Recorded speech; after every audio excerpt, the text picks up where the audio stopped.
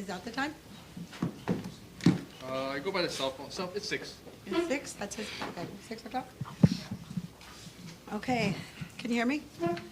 Good evening, board members, Dr. Cruz, and district staff. The time is 6 p.m. on this, the 12th day of November, 2025. And I call this board workshop of the United Independent School District Board of Trustees to order. The following board members that are present, please state your name for the record. Danielle Martinez, present. Gilbert Aguilar, present. Okay, a quorum is not, Alicia Oliveros present for the record. A quorum is not present, that the records show that this workshop has been duly called and that notice of this workshop has been posted in accordance with the Texas Open Meetings Act. Agenda item 2, we can all please stand for the Pledge of Allegiance. Pledge allegiance to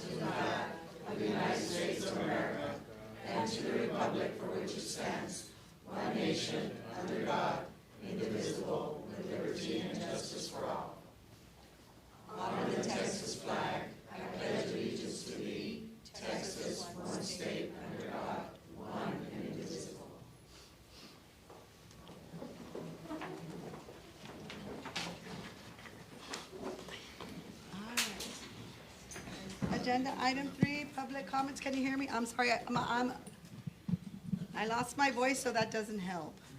Okay, is that better? Can you hear me? Yes, we can Okay, hear go you. ahead, sir. Yes, Madam Chair, we do have 2 public comments. The first public comment is from Leti Juarez, and she is discussing the monthly financial report. And just as a reminder, the speaker will have 3 minutes. All right, Ms. Juarez, go ahead. Yes, thank you. For the record, my name is Leti Juarez. I'm here to speak about the monthly financial report. When I was looking over it, I realized that there's not a column for actual revenues, and I just have a question on why those actual revenues for September and October were not included. I also noticed under the student revenue page, you have a shortfall of 14 million. The district is projecting that we are just not going to be able to receive 14 million in student revenue, the attendance. Now, you all, and I'm sure you know, you all approved a balanced budget. That means expenditures equal revenues. So what I'm asking is if you all can ask Dr. Cruz and his staff to come up with an action plan, a detailed action plan as to how you're going to then come back to balancing that close to 14 million shortfall. The reason I'm asking you all is you are the board. Ultimately, you are responsible for the budget. You are responsible for having a healthy fund balance. You're the ones that approve the expenditures, the high positions. So it's important that we know how we're going to go back to balancing because we need a healthy fund balance. We do not want to hurt our cash flow. Last year, and you all have copies of that, you should have copies of at least 1 email. I sent 2 emails last year, and you have a copy of the second email. And it basically says, look, I haven't heard from you all. I sent an email 2 months ago. I sent you saying, look at Brownsville, what they do with the financial statements. They go ahead and use that as part of their agenda item. It's important that we do that because it's transparency and accountability.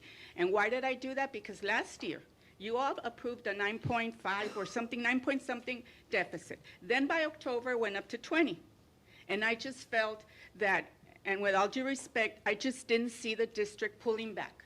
And I felt that if we were doing those expenditures last year, we could have not had as much of a deficit as we ended up with. Now, I know we haven't talked about the deficit for the last academic year, but my projections based on my open records, it's 44 million. 44 million that we overspent that is now going to hurt the fund balance. And as an advocate for teachers and students, I know that the first thing the district does is they go to the schools. They go to the schools and all the positions that may be retired or they ended up transferring, we're just not gonna fill. We're gonna make bigger classes. We're gonna reduce their spending, and that's not my. I just don't want that to happen. I think there should be more out of the box type of answers. I think the cuts should be done, and with all due respect, in central office, not the schools. Thank you very much. Thank you. Thank you. The next speaker, Madam Chair, is Victor M. Vasquez. He is speaking on the monthly finance report. How you doing? Good evening. Good evening. United States ISD, United ISD built its entire 25-26 budget on fantasy, projecting 40,515 students. When the district barely has 39,000 average enrolled in the school, right? And 36,600 actually attending. That's not a small error. That's a systematic failure in data accuracy. The foundation of every school district budget. Because the reckless overestimation, the district now faces nearly $14 million in state funding losses. Money that was already promised, already allocated, and already expended on paper, right? Instead of responsible forecasting, UID play a dangerous games of guessing the enrollment. The result, inflated ADA assumption of formula miscalculation and entire early education allotment, and a complete disconnect between spending and student reality. That's not just bad math, it's bad management. While administrative spend continue to rise, the report shows central office budget expanding while classroom funds shrinks. Instructional spending is barely keeping pace, even as a few students are enrolled. That means the district is spending more to educate few children, which violate both common sense and spirit of Texas Education Code. They require the administrative expenses remain necessary and not excessive. When you see this pattern inflated projection, uncorrected error, raising overhead, you are not looking at budget crisis. You're looking at leadership crisis, okay? Thank you. Thank you. There are no further public comments. All righty, okay. Moving on to Agenda 4, informational items, monthly financial report. Yes, we do have a monthly financial report. This will be presented by members of our finance team.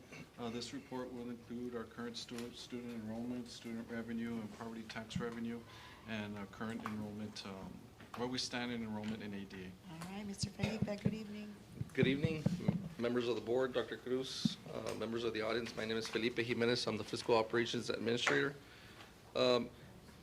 This evening, I will be presenting the monthly report, financial report for October 31st, 2025. Student enrollment, average daily attendance, they're the basis that drives, the funding from the state that we receive every fiscal year. The higher the enrollment, the more money we receive from the state. For the 25-26 fiscal year, we went ahead and projected enrollment to come in at 40,515. This enrollment number was conservative. It was provided by the attendance office, and even though their projection was 722 students less, unfortunately it was not enough. Okay, so we went ahead and used an attendance rate of 93.5% for budget. Fast forward to the first 6 weeks, we see ourselves at an actual current enrollment of 39,902 with an average daily attendance of 36,993, giving us a 91.3% attendance rate. Okay. So if you go ahead and project this out through the first 6 weeks, all the way to the end of the year, we'll see that this will carry forward and to give us an average daily attendance of 36,633. So unfortunately, we did not meet this enrollment, and we did not hit the attendance rate. So this automatically results in less revenue, a shortfall in revenue. Okay. And I don't think we're alone in the state of Texas on this issue. And Correct. I think that's just something that United Independent School District has Correct. done. We all know, there are a lot of districts in the state of Texas that have deficits. We are lucky that we do have a healthy fund balance, and we do have those funds available in case of the of a situation like this, you know, so that those monies are really a rainy day fund that we have. Okay, And so. how much do we have? I know we're supposed to have at least a good 3 months, but right now, like, what's the time frame that we have? When you all hear about, can you all hear me? I can. It's on? Okay, okay. Maybe I stopped So- you prematurely. Is No, that no, what no, you're on? Okay. no, we Okay. can answer questions as you all go, as we go along the presentation. So the 3-month reserve is a very high target for most governments, especially in today's world that we're in right now. It's never been like a set standard target to have to meet. It's something that most governments strive to meet. It's very difficult to meet three months. Right now, you know, United ISD has always floated with 2.5 months. What we're projecting to be at this point would be about a month and a half, you know, and obviously, you know, we want to increase that. We have survived many fiscal years at 2 months. It's never been a burden. As you've noticed, we've done presentations in the past with School First, which is one of their indicators measures that. And we've always we received an A. I think one time we had a above standard, which is a B, but you know, all the years that we've been going through School First, we've always received superior achievement, and we've never been at the 3 months. And the majority of governments, not just school districts, have rarely get to the 3 months. And you have to understand that when you're in the demographics that we're in, and we have 3 months, you know, how long do you want us to sit on $120 million when we have needs to service the type of student that we service? You know, we have above 70% of economically disadvantaged students, and so it's very difficult when you have students that have beyond regular instruction, and you can't sit here on $120 million, you know, unassigned fund balance. So we know our fund balance policy is to have a 1 month, and we're above that. I think, you know, obviously, yes, we do need to take some measures to make sure that we stay at least at a month and a half, and then get it back up to 2 months, and be at our average of 2 to 2.5 months of fund balance. Okay, thank you. How much of the 14 million can the district save this year projection? Yeah, yes, Let me, No, no, We yeah. could just, yeah. Mr. Aguilar, yes, Is that we're later gonna on in the present that presentation? towards the end of That's the right. slides, yes. You can answer the question. Yeah. If we ask a question prematurely, just let us know. yeah. Yes, All right, go ahead, It's Mr. gonna be in Aguilar. the slide? yes, sir. yes, it's gonna be at the very Yeah, end. it's towards Yeah, just the end. tell us, oops, I have that later on. Yeah, it's towards the end.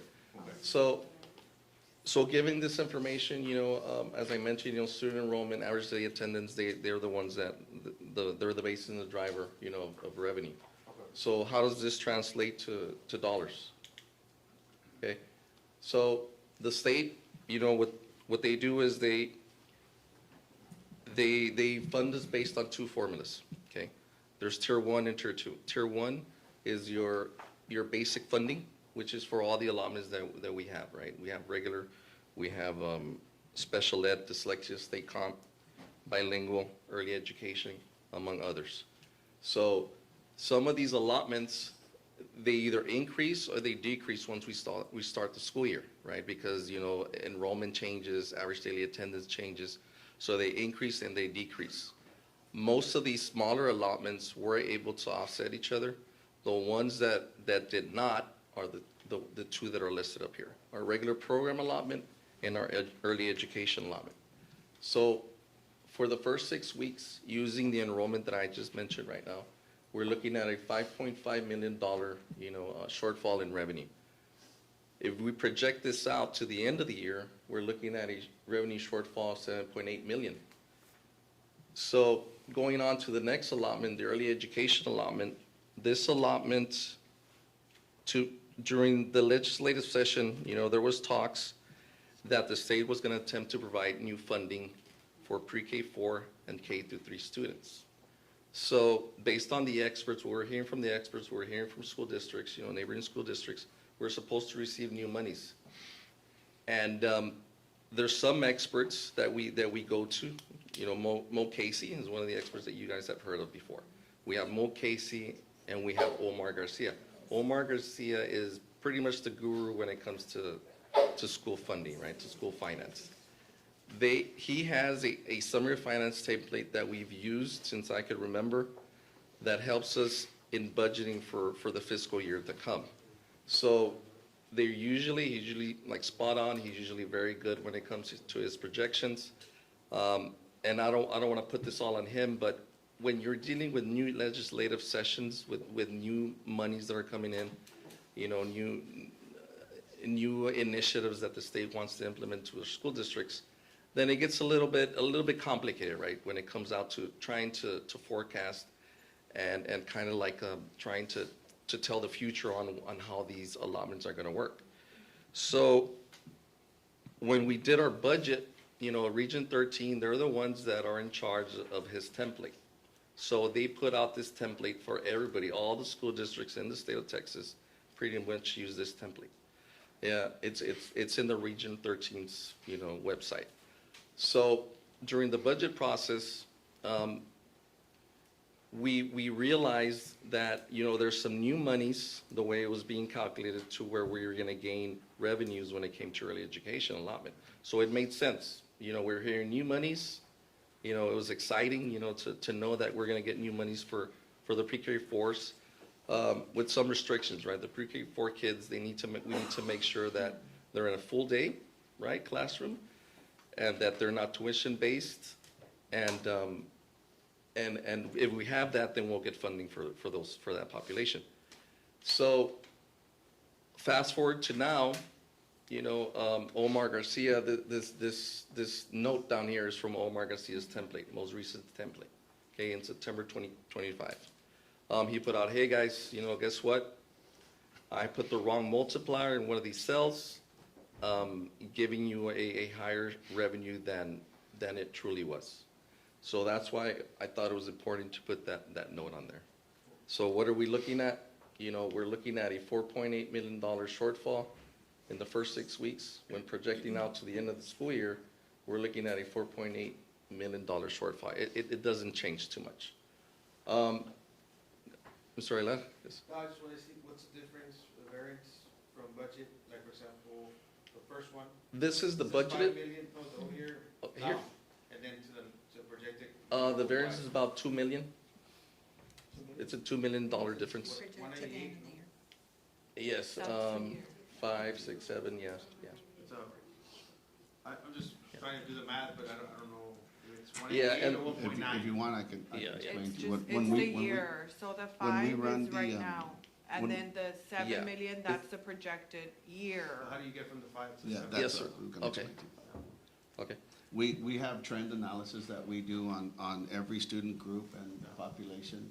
And once we hit the first 6 weeks, we have the history of UISDs. We lose pretty much a 1% of our enrollment, and that trickles down to ADA, trickles down to the other special populations. So that's how we get from, we already see that we have actual numbers for the first 6 weeks. If you do that 1% decline in ADA, then it changes from 5.5 to 7.8 million. And we hope that that trend, you know, continues, that we don't lose 1.5%, you know, 2%. But we'll be bringing this information to you every month. Yes, sir. So moving on to Tier 2 State Aid, you know, that's in addition to the basic funding that we receive. You know, this is, you know, the state decides to give us like additional funding for the budgeted school year of 25-26. We budgeted $21.8 million to come in. But because of the shortfall, enrollment, average daily attendance, you know, they're gonna go ahead, and if that moves up or down, you know, it's gonna affect the rest of the population, because we use that as the basis, right, to calculate everything else. So we're looking at a revenue shortfall of 1 million for the first 6 weeks. And as Mr. Flores mentioned, you know, when we project it out to the end of the 6 weeks, we're looking at a shortfall of 1.2 million. For a total of close to Yeah, 14. so your total. Total of Do you 14 expect to million. lose more money? I'm sorry, sir? If the enrollment goes down, like, next Yes, I mean, year? we're still, Possibility. yes, sir, it's still early. The second 6 weeks just finished. What I do is I usually allow, you know, for the attendance office and pretty much, you know, the campuses to make sure that enrollment is good, that they've cleaned up anything that they have to do, making sure that, all the populations are in the system or whatnot. So I give it about 10 days for that to happen. So that's why I'm giving you numbers through the first 6 weeks, okay? The second 6 weeks just passed, I believe, last week. So you'll be seeing Every month. those numbers come in. When we see you all again, I should be bringing those numbers again for you. Another And factor I to have a contend is question. our attendance rate as well. That also plays And The in attendance. January, February, Enrollment we and know attendance. attendance suffers. Yes. People get sick. Yes, so with that, I Yeah. do have a question, and that might be maybe for Ms. Laida or for Dr. Cruz.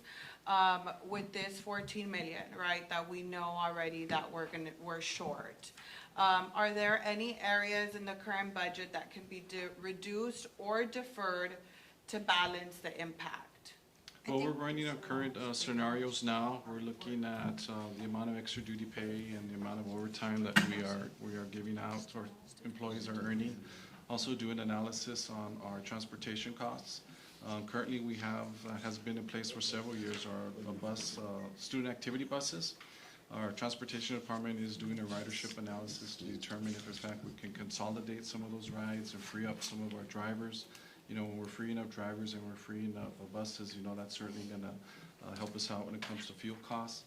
Reviewing staffing ratios at all levels, but certainly prioritizing instruction, making those kinds of decisions, as well as more controls in place in regards to when purchase orders are coming in, making sure that we are purchasing what we need, not necessarily what we want.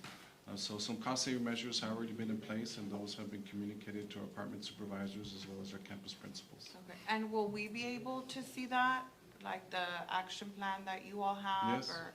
Okay, I'm just concerned about the overtime pay. I wouldn't want, for example, with the law enforcement, I do know that there was an overtime report that was done, and I've been getting calls that security has been reduced at games, so I wouldn't want that to be impacted. I think we need to look, as one of the public comments said, we need to start looking at central office costs, which I'll discuss during disbursements, that I saw some disbursements that just did not sit well with me, because we are in that 14 million shortfall. And it's not finance's fault. You all are just the numbers people, right? You all are the ones who compute all of this together, so it's not finance. This is more strategic thinking that we need to start doing. So thank you for that. I guess as far as revenue goes, and I know we're gonna go into the tax collection, are we Correct. forecasting any future revenues that can possibly help us with that 14 million shortfall? We do have some land that will soon be going onto the market, and at next week's board meeting, we are going to have a presentation by Mr. Kenny Balls, who oversees our land acquisitions and purchases in real estate. As you know, the board took action last board meeting, to begin the process, so we're going to give you an update on that. So that is one, perhaps, the sale is what we are thinking it's going to be. We don't know when it will happen, but once it goes on the market, we'll be able to determine. Certainly, that would contribute greatly to our fund balance. Okay, and as far as, just because I've seen the buses, I don't know if that's something that you can provide to the board in the Friday packet. I've seen some of the school buses have those billboard wraps. I know I've seen several, like dentistry, I think attorneys also. Are you able to provide that information to see how much revenue we are Yes, we can. We can producing? provide that. Okay, perfect. And is that revenue already accounted in this budget? Okay. Yes, ma'am. So that wouldn't be like any, No, ma'am, no. okay, Dr. Cruz is correct right now. Something to recover $14 million is looking at the land that at one point the district saw that there was an opportunity to do something, but the growth isn't there. Those pieces of property, hopefully we can sell them, in the near future and recover some of this revenue shortfall. okay. And this land, are you able to say where this land is by, or? Maybe. It's in the Mines Road area, it- Las Penitas. I mean, Okay. it's public record now, because Yeah. we discussed it at the regular board meeting. What's on the agenda, Yes. yeah, that's probably all we can say Okay. then, yeah. We also are really stressing attendance, and I know Mr. Aguilar has been very instrumental in coming up with an attendance campaign. We appreciate the money that we were able to get some things for our campuses. It's a Give Me Five, and so we are stressing that 90, I know it doesn't sound like, it's not 100%, right? But it's that 95% attendance. And if you look at these attendance rates, if we could get back to those pre-COVID attendance rates, we would be in a lot better shape. Yes, the enrollment's not there, but now it's about focusing on the kids that are here and to encourage them to keep on coming to school. That would help. So we're really taking off with the Give Me Five. I know Ms. campaign. Riveros also Yes, yes, put we some money appreciate in, it. and I want Yes, to thank yes. her for doing that. I know, it's something we're going to work together. I know we talked about that it's also happening around the whole state of Texas. Like, it's not just here, right? So that's a big thing, but what I do want to see, what we can do to save from here. I know last year we were at 20 million. We could have started then, but that was the past, right? So now we're here. So I think every month we should be talking about this, even if within ourselves as a cabinet or in the public, have a report, because the fund balance to me should be going up every month if there's savings, right? Because I do see positions open up, or I know we have on one of my campuses an AP, maybe there we cannot fill it, start right now. I know that's something big, but if we can hold the line, at some point we're gonna have to hold the line. And that's my concern from here to next year, how we're gonna hold the line. Like, what's the plan of action from the budget manager?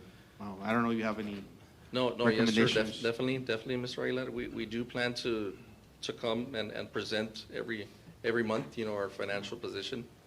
And, and together I feel that, we could probably, offset some of this revenue shortfall that we're showing you this evening. And I would like the public to know that we have been meeting either in groups of 2s or 3s with administration, with accounting, to go over some numbers, to strategize, and to discuss ways where we can overcome some of these shortfalls that we have. But yes, it is true that, and there's even bigger numbers than what I have here. But I'm told that Northside in San Antonio projected an enrollment of 108,000, they only have 99,000. Northeast ISD also lost enrollment. Brownsville, on the record, also lost enrollment. So it's just across the strait. I mean, the fact that we projected enrollment over what we actually have is, I think it's just a testament to the times that we're living in. And it's really nobody's fault, because nobody has a crystal ball and can predict the future. And we've hired consultants to do demographic studies. And so what we're seeing has a lot to do with also politics at the state level, not locally, at the state level. And there's more to come. There's more to come for next year that we know. We're already, people think, oh, this is happening and y'all didn't know. We know. We're talking, we're planning. This isn't shocking to us. This is something we've known is coming, and we're here, we're dealing with it. As Mr. Flores said, when was the last time we had 3 months of savings? And we still survived. We survived 2020. That was the hardest that we've ever been through, and we survived it. So I'm confident that we'll overcome this. And when people say we're 14 million in the hole, we're not in the hole. We have money, but yes, we're looking at a budget on paper shortfall of 14 million. So go ahead, sir. Don't mean to stop you. Thank you. We appreciate your support. Thank you. So now I'm gonna go ahead and switch gears, and I'm gonna talk about, property tax revenue. For the month ending October 31st, 2025, we collected on current taxes, we collected at 6.7% for an amount of 13.9 million. In delinquent taxes, we collected 27.3% for a total of $2 million. This same time last year, our collection rate for current taxes was 7.1% at 14 million. And our delinquent collection tax rate collection was 32.5% for a total of 2.2 million. Giving this information, it seems like we're pretty much right on target as we were last year. This is coming from a levy of $208 million. So, we're pretty much on target when it comes to collection for the tax office. I do need to interject though. We are in very, very early stages of tax collections, The heavier months are gonna come late November, December, and January, and the numbers will be significantly bigger and hopefully better. But we're really, really early on trying to project out what, the local taxpayer is gonna pay United ISD. Correct. So when you look at property tax revenue, the state funds us based on T2 values, which is 29.9 billion. The certified taxable values, those are the values that we use to project out the tax collections from local property. People would pay local property. That's pretty much at the same amount, $29.3 billion. We projected for the 25-26 budget, we projected a total collection of property tax revenue of $180.7 million. And as I mentioned earlier, it seems like we're on target for that so far. Yeah. In summary, this is a summary of the student revenue. Student revenue is the state revenue, right? That's what we receive from the state for students. Like I mentioned earlier, we're seeing some revenue shortfalls. In total, between student revenue and local property tax revenue, we're looking at a total net revenue shortfall through the first 6 weeks of 11.4 million. Through the projecting out to the end of the six weeks, we're looking at a revenue shortfall of $13.9 million. And I'd just like to say if we can look into it, I know I didn't email you, but Aldine ISD employees, okay, in regards to the tax collection, Aldine ISD employees are in-house counsel and such are permitted to collect attorney's fees of 15%, right? And this is Texas Property Tax Code, Section 33.48, recovery of cost and expenses. So I know that we'll get into it with the disbursements, but we are paying outside legal, right, tax attorneys to collect. I believe this past month we paid a. We do not pay Well, our they tax paid attorney. with the taxes. The delinquent taxpayer, they Paid pay by the their taxpayer. penalties Yes. to the attorneys who collect the taxes. UISD does not pay attorneys for collecting taxes. Yes, and I'm Right. sorry, but what I'm trying to say is that Alden ISD collects that. So they have their in-house counsel, and there is a Texas code that if we would want to do that, right? Like, if in the future that's something that we want to do, we could have in-house counsel and look into maybe collecting that 15% ourselves instead of the attorneys Keeping the collecting that. 15% at the Yes. district rather than giving Then, it to the rather than collector. giving it to the attorneys, yes, I'm sorry, that's what I was trying to say, Yes. thank you for Okay, clarifying. okay.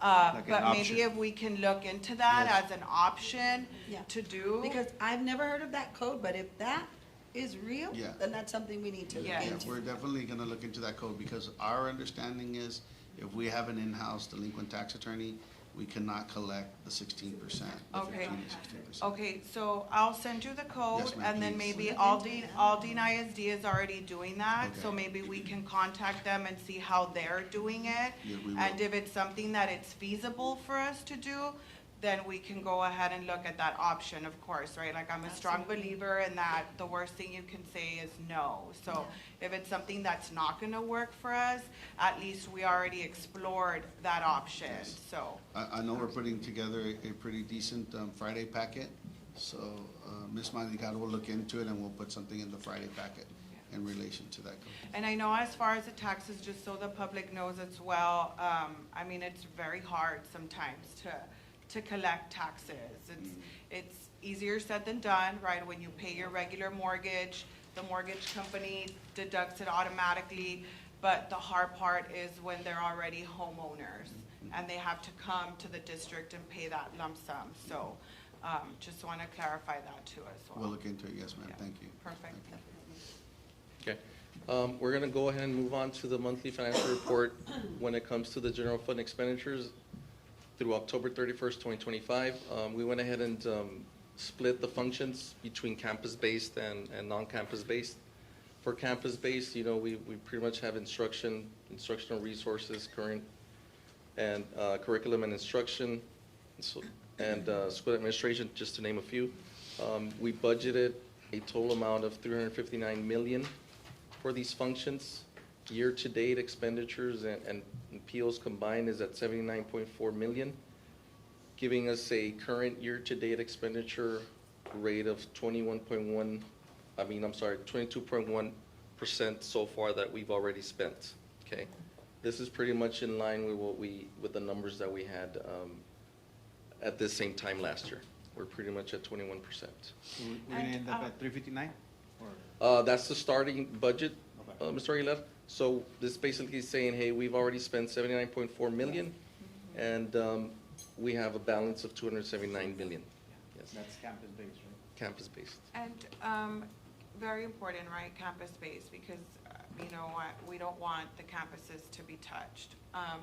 So as, I mean, I know I don't, and I know Alisa and Gilbert are also on the same page as far as the other board members, but are there any non-instructional expenditures that could temporarily be paused? Or that maybe we can look into to not do, which again, I'll discuss during the disbursements, like all this outsourced printing that we're doing. Maybe we can look into doing it in-house. It's not a large amount, but at least it'll help us save some. I don't know if that's something that we can look into, the non-instructional expenditures. Yes, ma'am. I think if Mr. Jimenez gets to the next slide, Okay. the next slide after that, the superintendent will take over and tell Perfect. you more detailed about the cost saving measures. Okay, moving on to the non-campus CNI and central administration functions. Function 21, instructional leadership, 41, general admin, 51, plant maintenance, and so on. These functions, we went ahead and budgeted for 25-26. We budgeted at $107.4 million. Year-to-date expenses equal $21.6 million, with a balance of $85.7 million to be expended. I'd like to interject on this. I mean, it's very well thought out. I need to commend the staff, right, to try to paint a vision for y'all. This is how much the campuses spend. This is how much they spend central office, right? But there are some expenses in this big number right here that really are spent at the campus level. The security and monitoring services, you know that all that staff really, except for the staff at the PD department, is out there in the campuses, but it's really hard to be tracking. So something like this, the almost $14 million that we budgeted for safety and security, you know, really the bulk of it is spent at the campus level, at extracurricular activities. But I think for simplicity's sake, Yeah, right, and, Sam? and that we was kind of one put it that over we, here. we're gonna talk about when he got through it and tell you that that one's probably moving to the previous slide. And it's hard because like all the custodians that are at the campuses, they're in function 51, so that really, you start splitting hairs, but we really feel security, function 52 probably can be on the previous slide, so from here on out, it's actually gonna be on the previous slide, because it's all the security at all the schools. Where does the food and the purchasing fall? They in? have their own fund, this is just the general fund, This they is have the just- child Yeah. nutrition They're fund. involved with the that's state separate. funding, right? Federal Yes, funding. from Yes, the sir. cafeteria. Yeah. The food fund is actually pretty good, right? Yeah, it's a good They're amount of money. Not too worried about that one. So this is just CNI, the one office, or the The CNI services they office is provide? function 21, it's instructional leadership.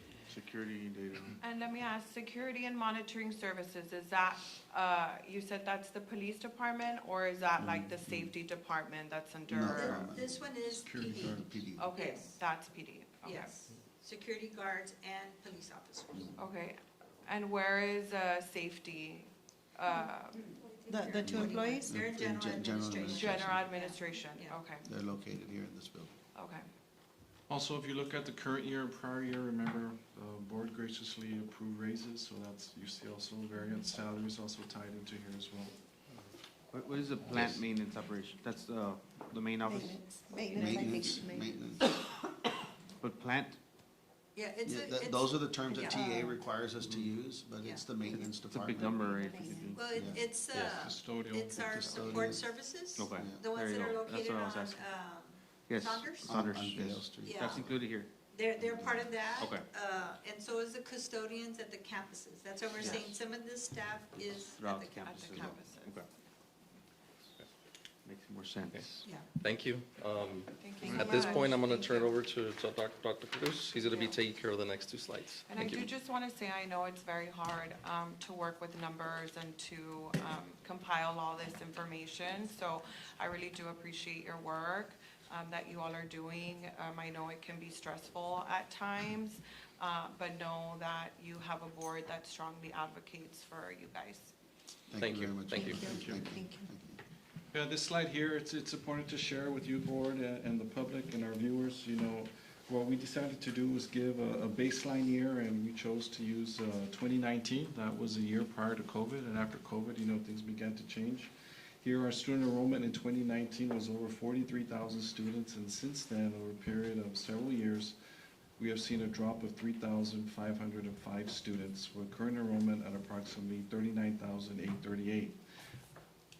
In doing so, UISD has not rifted any employees. You know, we ensured that employees stayed at UISD, particularly when it came to ESSER. ESSER was good, but also came with a catch, you know, that if you're gonna do these ESSER funds, you know, to do COVID mitigation, you know, and, you know, hire personnel and salary personnel, the obligation was, okay, ESSER's gonna run out, what's gonna happen? But UISD took the stance and said, no, we're gonna keep these individuals on board.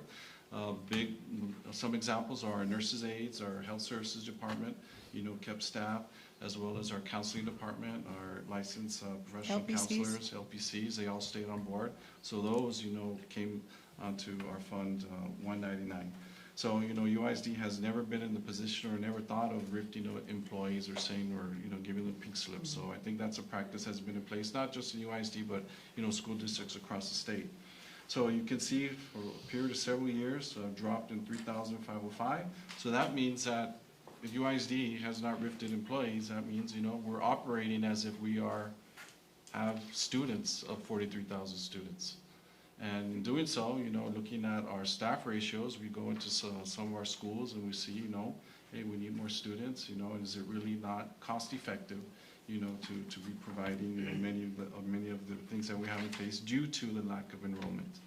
So in doing so, we do have a plan in place, and I have presented this information to our campuses last month, and this month too, during our leadership meetings, talking to principals and talking to our department, our leaders, identifying payroll savings. Yes, you know, I do understand when it comes to overtime pay, when it comes to extra duty pay, you know, we are reviewing where we can save, and in fact, if we can, you know, reduce some of those services that are being provided, but making sure that we keep our instruction, you know, our top priority. We are going to be looking at our reviewing staff ratios, not only at campuses, but our departments as well. So that's one thing our HR department is looking at getting services from Region 1 to see where we can, you know, be more cost effective when it comes to our personnel. A big chunk of money does come from our summer school program. Last year we did take some measures in place to reduce some of the summer school. You know, summer school that is a lot of it right now is mandatory for our EB students or bilingual ESL students, also for our special needs students, as well as for those students who have been retained, you know, for failures. So we're going to be looking at our summer school program to make sure that we are more efficient at that. Putting summer school at hubs, you know, to reduce some of the costs and to reduce, you know, all the associated costs when it comes to summer school, as well as, you know, refining some of our staff development sessions, making sure that we do our staff development in-house. I certainly believe we have a great curriculum and instruction department with a lot of experts in there who can do the professional development, you know, start reducing some of the consultant services that are coming in place when it comes to our staff development, as well as prioritizing our transportation. At night, you can see many of our buses, they're still driving around. Those are our student activity buses. Our transportation department has been doing a ridership analysis to see if, in fact, just for example, if Alexander has 6 buses, But of those 6 buses, you know, out of every bus, there's only 10 students in there. You know, and in any given day, there's approximately 70 buses who are out on our UISD roads doing these activity buses, but these buses are not filled. So we're gonna be doing an analysis, working with our campus principals, you know, say instead of the 6 buses, you may be getting 3, you know, to make sure that we alleviate some of these bus drivers, which is a domino effect. These bus drivers are bound to doing these activity buses, so we don't have any drivers to do out-of-town trips. And we've been finding is that we are using charter buses. So we can alleviate some of these buses, or bus drivers rather, who can, you know, be utilized for out-of-town games, and our students can be utilized in the Yellowhound rather than using our charter buses. And of course, you know, extra duty time, we do have a biometric scanning system. We are in communications with our vendor, it's Kronos, to see how we can better utilize our Kronos, what reports we can be giving to our department supervisors. Just last week, on Wednesdays, every department supervisor is going to be seeing an hourly report. By Wednesday, you know, if you do the math at a 40-hour week, by Wednesday you should be at 24 hours, right? So any employee who may be exceeding the 24-hour mark, those are discussions that we need to start having with that employee, you know, to start doing some flex time. So more controls in place, utilizing the resources that we have to identify some cost savings.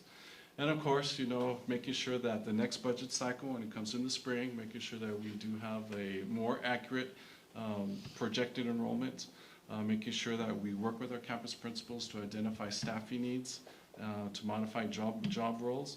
And of course, there's also talk right now at the feds with the U.S. Department of Education. They're going to do more cuts when it comes to our federal dollars and making decisions. Last year, we did move over some individuals who were on our Title IIIs, who are our computer lab aides or computer at the elementaries, and you know, we found other positions for them because we did see a marked reduction in that funding source. So, you know, a lot of things are moving, and certainly, you know, we are not going to ignore that.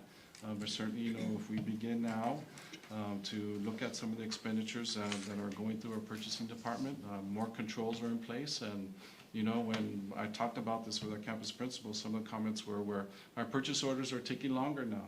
Well, they're taking longer because we're asking more questions, and, you know, campus principals and our teachers are going to have to provide more justification. We are currently in our 12th week.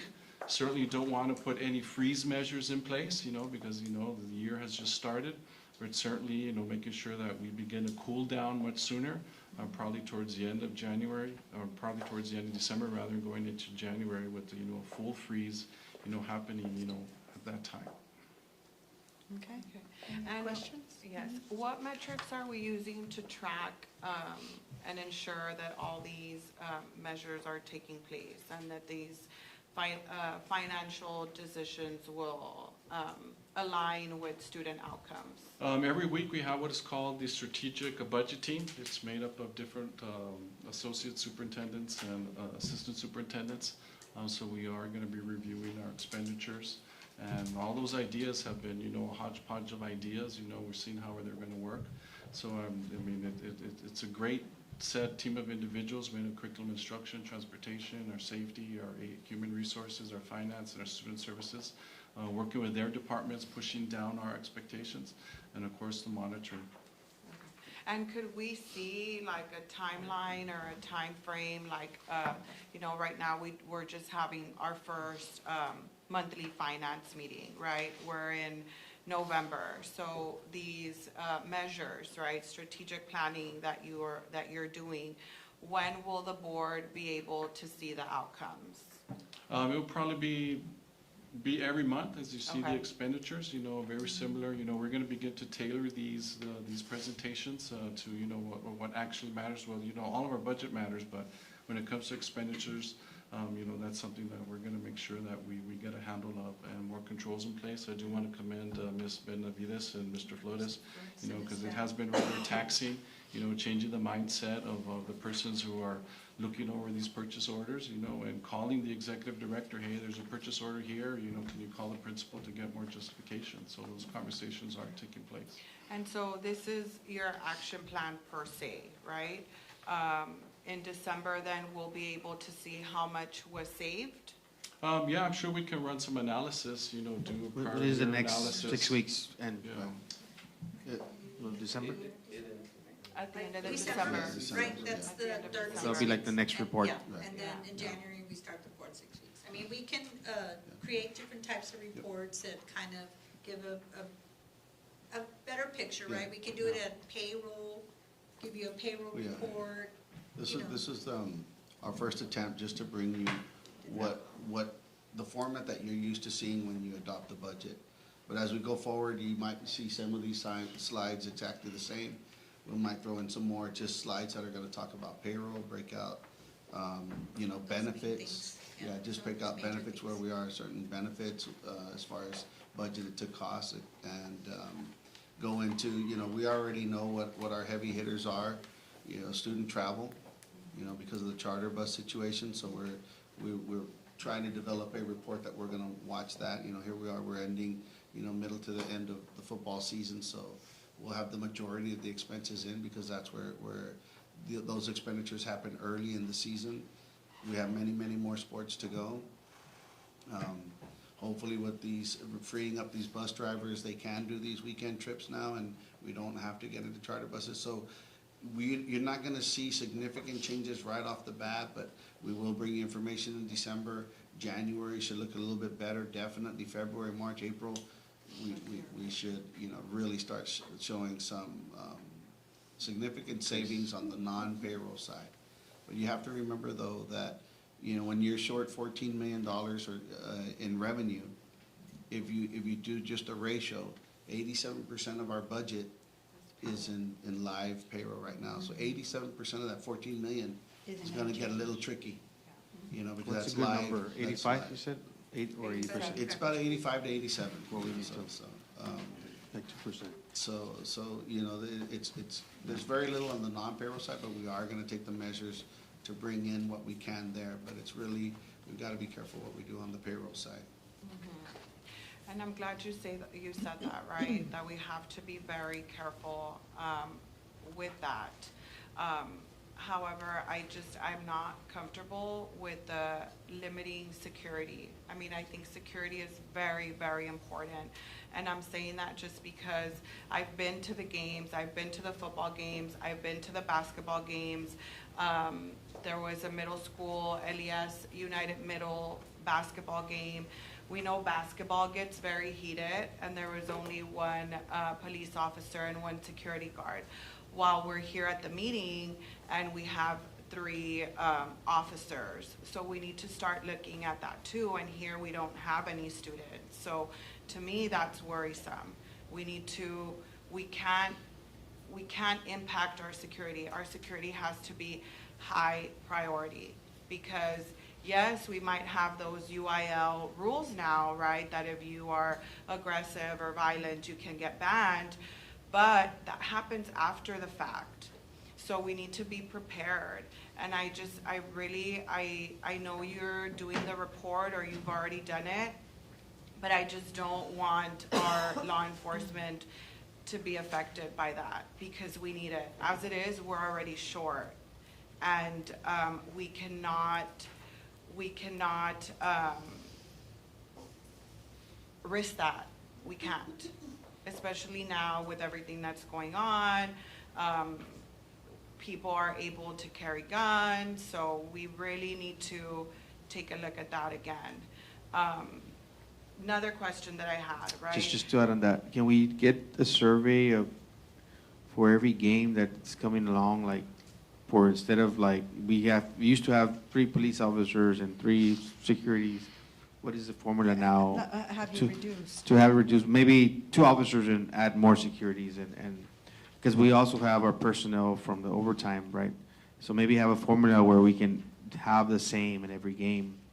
And so everybody can know, hey, this is what we're doing across the board, and give the opportunity to everybody to work and have a schedule. I know, and that kind of, you know, it takes 2 securities, 3 officers, 2 officers, 3 securities, and 2, you know, personnel to do a basketball game. And then everybody knows the amount of numbers, you know. I know there was an issue that there was a lot of employees and stuff like that. We just want to make that knowledgeable to the employees that this is the formula, what, you know, the chief to get a plan to have that security. And that will cut the measures, I think, at some point. I don't know if we can get Yeah, that. we do have that formula, and Chief Alron Salazar did provide that, and he did an analysis, and I'll make sure that you get a copy of his, Okay. the ratios. Yeah, The I mean, ratios. I don't want admin to be doing the job either. I mean, I was at a football game, a middle school football game as a visitor side, and a parent is not gonna listen to an admin, a parent who's aggressive.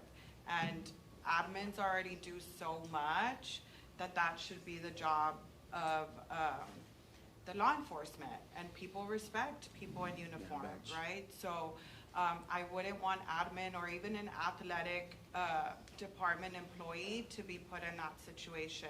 So if we can have that and a comparison of what we did prior years to now, I think that'll give us a bigger picture, that maybe we shouldn't be cutting overtime in our law enforcement or flex time or whatever it is that is being offered now. We need to look at it elsewhere. And with that said, and maybe I'm getting ahead of myself because we can Should we discuss move on it to in the the Okay, monthly well, let's- and disbursements, then- yeah. Okay, we're right there. Agenda item 5. The following items are to be reviewed by members of the board with recommendations for actions to be made at the next regular board meeting. A, monthly disbursements. Here we go. Good evening, board members, Dr. Cruz, members of the audience, Rosa Cabello, Director of Accounting. Tonight, we bring you agenda action item, monthly disbursements for the month of October. And I know you have some questions, Ms. Martinez? Yes, I do. So I did notice that we are outsourcing printing. And there was one that was done on October 23rd, and it was under Safety and Student Services, and it was for $5,000. I just wanted to know what that was for, and could we have done it in-house? Because $5,000 for printing is just a way too much. There was also another one that was for ticket vouchers for Honda on October 8th, and that was for the amount of $3,621 under the dropout parental involvement. And so you're looking at there roughly like about $8,621, which again, that is just a lot of money on printing. I believe those safety posters were those there, replenishing.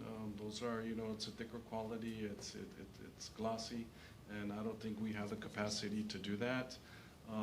The SAMES, the perfect attendance SAMES, those are the vouchers that we have put into place. We do print them out, we do give them to all our students at high school who have perfect attendance.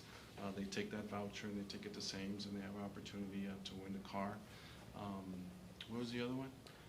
Those were the two for the quick copy, and then there was another one, Laredo Morning Back to School 2000, $2,000 on October 8th, and $650 Laredo Morning Principals under Communications Department, which I'm assuming for the $650 was for Principals Yeah. Month. Do you want me to, you have questions on those two?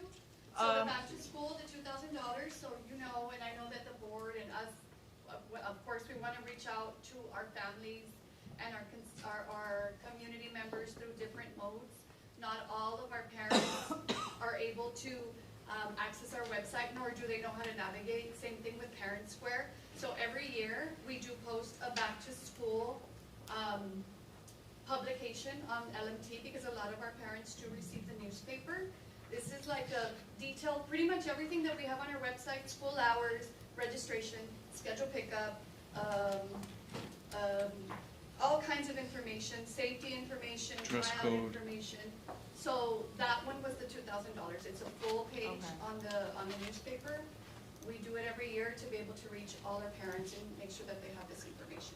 The other one, which is the principals, yes, that was an The ad to principal. honor our principals. Okay. For Principals Month. I think Yeah. it was like $600 or something like that. Yeah, and I mean, I'm just like, I'm very conservative, right? And so I just get very flustered knowing that we are outsourcing and printing those posters, which we don't know how much that can last us. Then you talk about the ticket vouchers. As a parent, we don't get paper report cards anymore. And that's an issue that some parents have, that they want to have paper report cards. So here we are telling our parents, well, we went electronic because we want to save on paper, yet we're spending $5,000 on ticket vouchers that are going to the trash at the end of the campaign. So my thing is, we need to start thinking, like somebody said here, thinking out of the box. We could have just done a QR code, and that could have saved us the $5,000. I mean, we have to really, right now, we are in a financial constraint, and so we have to really look, do we really need this? Like you mentioned earlier, Dr. Cruz, do we really need this? No, to me, in my personal opinion, I don't think we needed to have spent $3,000 on ticket vouchers that are going to the trash come in May. Ms. Martinez, can I interject? So those ticket vouchers are the ones that the students have to drop off at Sames. So because they do give a student a car, there's certain requirements or certain things that they ask for that are kind of in-kind expenses from the district. For example, those vouchers. They asked last year, we made some vehicles and we had to spend on printing to promote Sames because they are a big sponsor for us. They do give a student a vehicle. So that's actually an in-kind expense. We can definitely talk to Sames to see if next year they would allow us to do something different. But that is part of the contract that we have with them. Okay. For the students, what they want is for the students and the parents to go to the dealership, to visit the dealership, and that's why they have to go and drop the voucher. Yeah, and that's fine. I mean, I don't have an issue with them going, but what I'm saying is, if we know we're already in a financial constraint and we were already in a deficit last year, like, we need to really start thinking out of the box, right? I know we have a printing department, so maybe we need to look into other ways to print our posters or our banners. I know with the Perfect Attendance, we're printing the banners, so we just really, it just scares me and it upsets me because here we are cutting on overtime for security guards who don't really get paid that much, but yet we're spending $9,000, $8,000 on printing. And I can assure you that if you do the math, you're not gonna get $9,000 of overtime in what, 2-3 games. So we really need to start looking into our priorities. What are the priorities? We cannot be spending that much money on printing. Maybe we can take a step back and, hey, do we have a sponsor? Because right now it's troublesome and it's concerning. And then who does it fall back under? It falls back under finance, and it's not even their fault. It starts at the top. So today I'm asking that we really start cutting back and start looking into that. Because I am gonna be looking every month. Another one is the League of Legends. We cannot be spending. Maybe we need to come back. I know it's already been promoted on social media, but we need to come back. If we need to do it out of school, let's do it out of school. We cannot be spending because I do not want the employees to be hurt when it comes to their overtime pay because it's their work. And I can assure you that an employee will much rather get paid in money than get paid in flex time. And that's just not fair, and the standard has to be fair all across the board. Can I speak about the posters? The posters are part of the emergency operations plan, which is approved by the state. And it's really to tell the students, right, in case of a lockdown or a lockout, what to do. Because instead of creating a panic, you go to your poster, teach based on this poster, the safety rules and all that. We were able to get a $1,000 grant to pay for the $5,000. Currently, our print shop does not have the equipment to have that glossy material. Now, we don't replace them every year. Our safety department goes and evaluates the ones that are really, really bad shape because after all, they're in the classrooms and kids play with them. But that's part of our safety audit requirement. When they come in and they audit us, they make sure that the posters are out there, so they have to be in really good shape like that one. Now, we bought 500 posters at $10 each. We obtained 3 quotes through our purchasing department, and they were able to get a $1,000 safety grant. So they're going to be able to at least offset part of the cost. Okay, thank you for clarifying that. And just to add on that, that you said safety, I think that's a big important for the schools to have. I know it's state mandated. But I think the real thing is here, the big number is payroll, right? That's where we're gonna save, and that's where the big money is gonna come through, and this little 5,000, 10,000, you know, for attendance and stuff, was stuff we needed to pick up our attendance and generate more money in the long run. But the payroll, the wear and tear on the buses, you know, all the maintenance, air, AC, all that stuff, you know, that's the big, where we waste a lot of money, and that's where I want to see a plan of action from the district, and I think we're working on it. You know, we're gonna hold the line and do it, and For the League of Living Legends. Legends, I'm gonna apply this year, just so you know. You're gonna what? You're gonna apply. Hopefully I get For the League of Legends, what's budget on that? How much do we spend on? like League of 50. About 15, but it's not, but we get revenue from it. So we get ad sales. Sponsors. We sell tickets. This year, we No. also, Dr. Cruz just approved a letter that we are sending, because we've actually had, I think there's been a buzz that the program may be done away with, so we've actually been contacted by some former legends saying, hey, you're not gonna do away with the program, are you? No, we're not. So some are interested in sponsoring. So we put together a donation letter that we are sending out, working through our communications department to send out a letter to possibly get some donations. The League of Legends is actually probably the event that we spent the least on, because we do get a lot of revenue from it, from ad sales and ticket sales. Okay. Yeah, and that's good. I mean, we just have to start thinking out of the box. Like, if we get it sponsored, all for it. Like, I don't think we should eliminate it, but we just need to be very frugal in what we spend, given the fact that we know already we're 14 million We'll short. share the letter with you all, because maybe you have some of Some your contacts that sponsors. are former legends that you want to personally reach Well, out to. I'm So a I'll send it. Mustang legend, and I can say that ours was done during the day in the gym. I think you were there. I was a principal. You were there, that's right, you were the principal. So, and it was really nice, actually. It was not a 2-day event, because I hear ours is a 2-day event. It was like an hour and a half, max.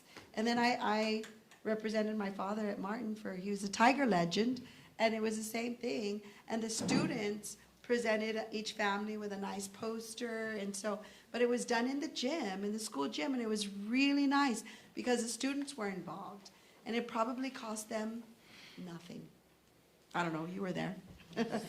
So I think if maybe we can start looking into that for the following year. Maybe after this year. After this year's, because 'Cause it's I already understand budgeted in, maybe right? We already do have contracts signed for the venue, so we can start planning for next year, because I'm pretty sure our enrollment is going to continue to decrease. Decline, yeah. So, yes, most of the chunk is in payroll, but if we start saving in the little things and start eliminating these minute expenses, we're gonna see a difference in something.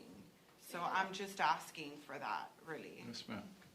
Another alternative, like other different ways to do it. Other different ways to do it, yes. Any other Any other questions? questions?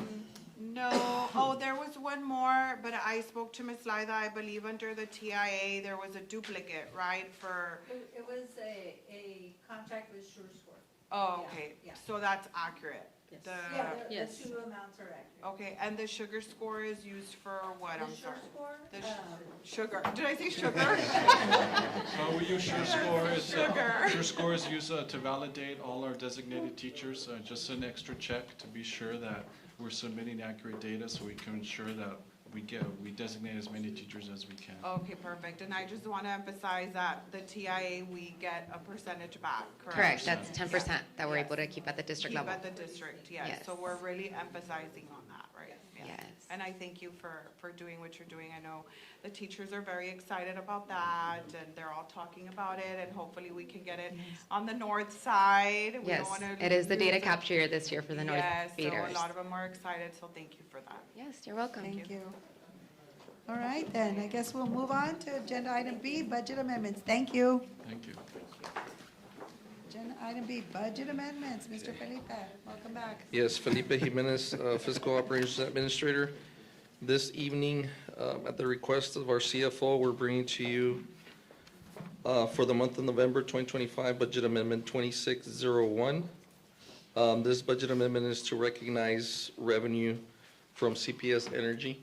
CPS Energy is a municipality out of San Antonio.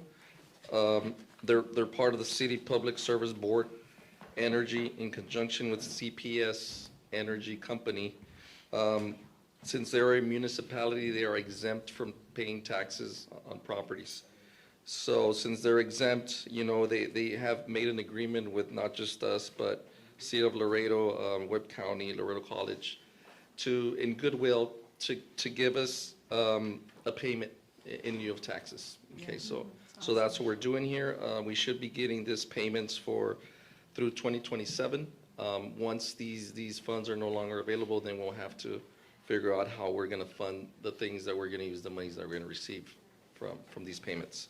So the total amount for the CPS Energy Agreement for 2024, this is for 2024, okay, is $160,000. We plan to allocate these monies for the study abroad program, equaling $50,000. We're going to go ahead and allocate $12,500 per campus per high school. Last year, I ran some numbers. The total cost for this study abroad program was at $77,150. For this year is calculated that it'll be $4,600 per student and chaperone. Okay. Last year, just for reference, there was 16 students and 2 chaperones that went to this study abroad program. Okay. In addition to this, we're going to go ahead and allocate $66,000 in esports for program equipment. Okay, this is going to be for the 3 schools. These are United South High School, Alexander, and LBJ. For each school, we're going to go ahead and allocate $22,000 each. Perfect. There you go. Okay. Awesome. Thank you. So whatever's left over after that is $44,000. We will go ahead and pay a balance that is owed in those property. In that property that CPS went ahead and purchased, since they're tax exempt, and there was an amount that was owed for taxes, in total of $14,000, is like $13,900. I'm just rounding it up. It's $14,000 that we need to pay to UISD, right? We'll keep it, okay? Paid ourselves. Yes. The rest of it, $30,000, will go to fund balance. Okay. We'll go to where, I'm sorry? Fund balance. Perfect. Okay. Yes. Going up, little by little. Thank you. Thank you. And I do want to say thank you for thinking of the esports. I know a lot of the kids are excited. We just started the robotics teams in District 7 campuses, so everybody's really hyped up For your discretionary yes, fund, yes, for discretionary funds. So I know a lot of our parents are very hyped up and excited because, as we heard, our student, right? It's a sport. It's a mind sport. So thank you for thinking of our students. Thank you. Thank you. On the Okay. esports as well, so it's something, I think the district has a lot of good programs, and we're moving forward, and I think we just have to work together, and we're gonna be fine. We're gonna hold the line. There you go. Ms. Jackson. Ms. Good Jackson, evening, agenda members item of the C. board, Go Dr. ahead. Cruz, and administration staff. Cordy Jackson for the record. Can you go to the summary? We have the following for your consideration: RFP 043-2025, food bagging supplies to Econ OPAC LLC and Gulf Coast Paper. And RFP 022-2025, bus and vehicle repair services to the vendors listed per the categories listed. And then we have 5 renewals for your consideration. Any questions? All righty, thank you, Ms. Jackson. Thank you. Moving on to agenda item D, cooperative program related fees report for the 2024-2025 fiscal year. So this is just an annual report that we have to give. We belong to several co-ops, and we're required to let you know how much we spend with each co-op. And so most of our co-ops now have switched to like a free and rebate type program. So the only co-ops we're currently paying for is the Texas Comptroller's Office, which is $100, and then the Central Texas Purchasing Alliance, which is school districts that we piggyback off each other's contracts, and we adopt each other's contracts. And that's $150 a year. The buy board program rebate for the 24-25 school year was $181,000. The Omnia Partners rebate for that same period was $4,300, and the tips rebate was $787. All right, thank you. Thank you. Thank you. Moving on to agenda item E, 2025-2026 District Strategic Plan. Yes, we have a strategic plan that has been in the development since last year. There were several sessions with stakeholders that occurred in the fall and well into the spring. This time we're ready to present, did provide you in a Friday packet the draft of our current strategic plan. It's made up of essentially 4 priorities, ensuring that we as the school districts have exemplary student achievement, exceptional faculty and staff, extraordinary community and stakeholder relationships, and lastly, that we have financial integrity. We have a set of objectives as well as a set of some long-term outcomes and some measure points that we're going to make sure that we communicate this on our website as well as with you at the school board to let you know where we are in terms of a school district and regarding all of these different objectives and our outcomes where we want to be. It's a 5-year plan. This is something that school districts have done, so it'll be a 5-year plan based on those priorities. Okay, any questions? Thank you. Moving on to agenda item F, Texas Education Agency waiver request to provide remote home instruction. Good evening, board members. Emma Leza, for the record, Associate Superintendent for Curriculum and Instruction. We bring this waiver for your approval. This is for a student who is currently on homebound receiving medical treatment, and so because his health is delicate, we want to make sure that we can provide virtual instruction. We need the approval so that we can ask for funding from the state. Thank you. Okay, thank you. Thank you. Agenda item G, District Improvement Plan and Campus Improvement Plan for the 25-26 school year. Good evening. My name is Adriana Ramirez, Executive Director for Federal Programs. And this evening, I'm presenting the District Improvement Plan and the Campus Improvement Plans for the 25-26 school year. Just the plans, they are available to you. And just know that these are working documents. So throughout the year, both the district and all the campuses will be monitoring the plans and making any changes that need to be made to ensure that they meet their goals. Once approved, these plans will be posted on the district website and on the respective campus websites. Any Okay. questions? Yes, I do. So one of my concerns is that I've learned that we do this every year, right? The Yes. district improvement plan. But does the board ever get updates on where we are in progress as far as how the schools are doing? As we go, I think that there are 4 different reviews that the schools do. And what we will be doing this year is, once all of the formative reviews have been completed, we will then repost them on the website. So you'll have an update, but we can certainly bring that to you as well. Okay, yeah, I think that would be good to see and compare how much we're moving forward and if what we're doing is working. And I know that I saw last year's DIP, and this year's, the statements are similar, right? For example, the problem statements are exactly the same from last year. So I'm just asking, did we not improve, or is it something that we do every year? Like, I'm just asking. Well, we have the same district goals, so a lot of the times, we do not want to just throw away an initiative. We want to continue with that, and we continue to tweak it. So although the problem statement might be the same, because some of the things, they don't go away overnight. Yeah. These are things that we continuously work on. And so we might tweak some of the strategies that are under each of those. Okay, perfect. And so you will be presenting the progress then, right? Yes, ma'am. Okay, perfect. That'll be available for us. Yes, because I know with the test scores, right? I know I've also been looking at that, and for the past 3 years, we've been decreasing, right? So I know we got a 77. We were at a 79, then 78, and then this last year we got a 77, right? So maybe, I don't know if there's a strategic plan that you have in place for student growth. I know that's something that we're focusing on this year. That information is presented during our taper. Okay. Our taper report should be probably coming out maybe the end of November. December, and then we present December. February. Yeah, in Okay, so February. I'm getting ahead of myself. Okay, so then you'll present that information to us. And we are currently still working with the key results reports. We just closed, so we will be presenting those next month.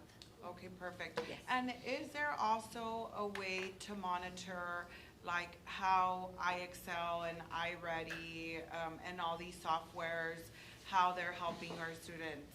I know Dr. Cruz here. Go ahead, is go smirking. ahead. No, yes, we do. So the executive directors meet with principals on a monthly Okay. basis, and they look at all of their reports, their checkpoints, their iReady, and so we are also monitoring it at the district level, and that is part of our key results report. So we're looking at 4 areas. We're looking at T-test, that ties directly into TIA, which is real important, at iReady, and then we're looking at student achievement, and we're looking at student growth, because we've got measures and we've got goals for every campus, and we're working with them so that they can meet those goals. Okay, perfect, yes, because I do know, I was looking at the disbursements, and we are spending 16,000, I didn't get to look at the high schools, but we're roughly 17,000 per middle school, and 14,000 per elementary on iExcel. And then, of course, we have the iReady, right, which is also a big chunk of money. So just want to make sure that these softwares are really working. I know I did get feedback from teachers. I did a post on my social media, and I've been getting really positive feedback about iExcel. I do know they're using them for tutorials now. I even got feedback from the parents, so they like iExcel. So My we're- concern is just like I've said before, right? We have very small percentage of our kids that are at the masters, and I want to make sure that those that are at the meets are bumped up to the masters, And that's what as many as we can. That's what we're working on, and that is part of student growth, so that we're measuring it every time that we have either a checkpoint or that we have, like in December, we'll do our middle of the year iReady assessments. So we are monitoring all of that because that is our goal. Our goal is to reach that 7th, 8th through student growth, which is very difficult. Very few districts have been able to do that, but that is our next goal. Perfect, thank The you. progress monitoring is student growth, or no? The Student- progress, Student growth means that if I was Yeah. at a meets level, Yeah. the next year, I'm either at a meets what is progress or monitoring? masters. That was my question. I'm sorry? What is progress monitoring? That means that we're monitoring the progress every time we Oh. take an assessment. Okay. So we have identified the level Yes. that every student is at and what level they're supposed to Yeah. get to from kinder on, because we're looking at iReady through kinder. I just wanted to also say that iExcel is the state-approved software that we can use for any student who did not pass. So that is how we can use to accelerate the learning. So iExcel is for that purpose, and iReady is an individualized program that also monitors the student progress. The reason I asked is because I went to schools Uh-huh. this week and they were doing that. So, I know the teachers are on it, and then they want to make sure, the kids get the best, instruction. We're looking at value added. We Yes. want to make sure we're adding value every year to students so that they can grow. That Yes, is, it's the main key, grow. the most If important it's thing, 1% or whatever, but just to see that growth. to make sure that they're Yeah. growing. Yes. Isn't that tied into TIA or it's not? It is tied directly into TIA as well. So we're not doing too bad. No. And so what we're doing also is we're making sure that we're aligning all of our systems because we don't want to overwhelm. We know teaching is very difficult, Yeah, and we want to make sure that we're not overwhelming by doing this program and that program. That's why we streamlined this year, we're focused, and we're measuring to make sure that we provide the support that our campuses And a lot of our need. teachers, did very, very well, and that's why they don't want to retire anymore because. And that's the good thing. Forward to that. That's a good thing, yes. Attention. Thank you. Thank you. Thank you. All right, motion for adjournment? Adjourn. Adjourn.